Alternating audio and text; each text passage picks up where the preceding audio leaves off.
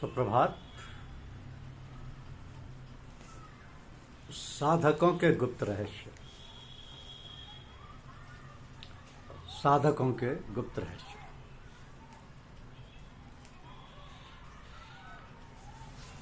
बहुत समय पहले की बात है।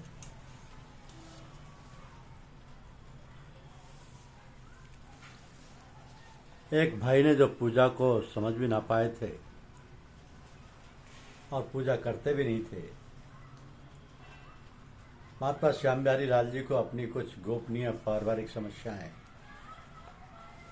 निरंतर 8 लिफाफों में लिखकर भेजी और प्रत्येक पत्र के शुरू में यह भी लिखते कि ये बातें गोपनीय हैं, अतः किसी को बताई या दिखाई ना जाए। इसके बाद वो भाई पूज्य बाबूजी के पास फतेहगढ़ पहुंचे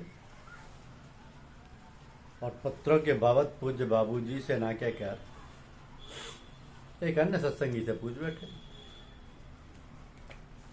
तो उन्होंने बताया कि बाबूजी हिंदी नहीं के बराबर जानते थे, इसलिए आपके पत्र उन्होंने ना पढ़कर किसी से पढ़वाए होंगे।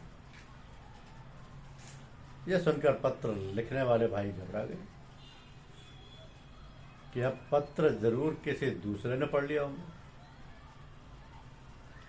वो बाबूजी के पास पहुंचा और कहा कि यह तो बड़ा गड़बड़ हो गया कि मेरे गोपनीय पत्र आपने दूसरों से पढ़वाए होंगे।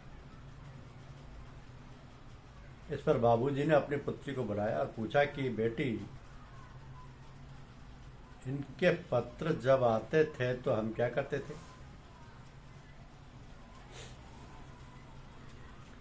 तो पुत्री ने कहा कि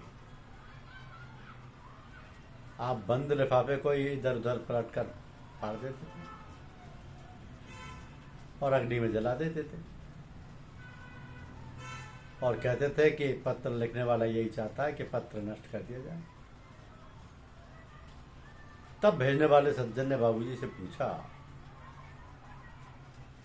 कि आपने तो बिना पढ़े ही पत्र नष्ट कर दिए। तो बाबूजी ने पत्र की सब बातें उन्हें बता दी, जिसे सुनकर वो आश्चर्यचकित रह गए। इस प्रकार बाबूजी गुप्त रहस्य को किसी के सामने नहीं खोलते।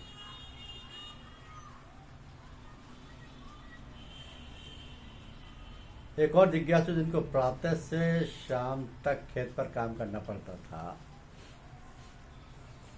वो शाम को कुछ समय निकालकर बाबूजी के पास आया करते थे।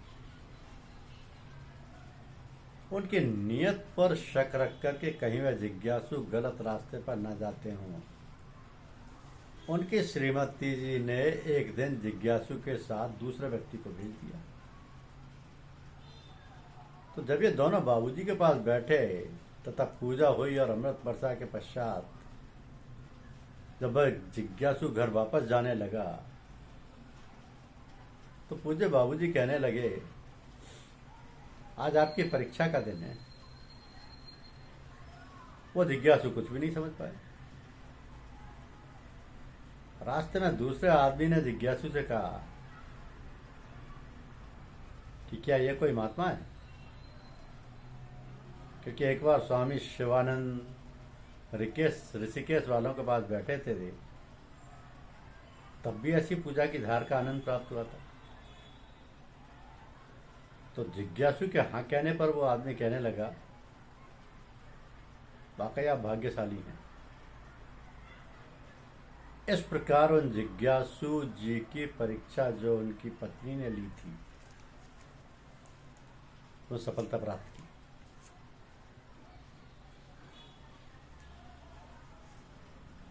महात्मा श्याम बिहारी लाल जी के गुरु भाई डॉक्टर चतुर्भुज साहब जी ने अपने शरीर छोड़ने के वर्ष में अपने ही हाथ से एक पत्र पूज्य बाबूजी को लिखा था, जिसमें भंडारे में सम्मिलित होने का निमंत्रण दिया गया।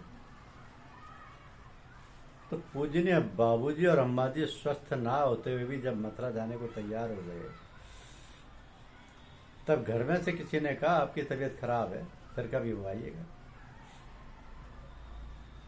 आपने ये कहकर के बड़े प्रेम से बुलाया, पता नहीं उनसे मिलना हो भी या नहीं। मथुरा के लिए प्रस्थान कर ही दिया।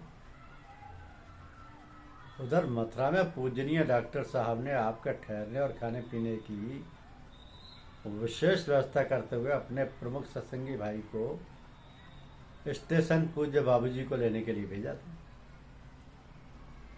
घर पर पहुंचते ही डॉक्टर साहब ने पूज्य बाबूजी का प्रेम पूर्वक स्वागत किया।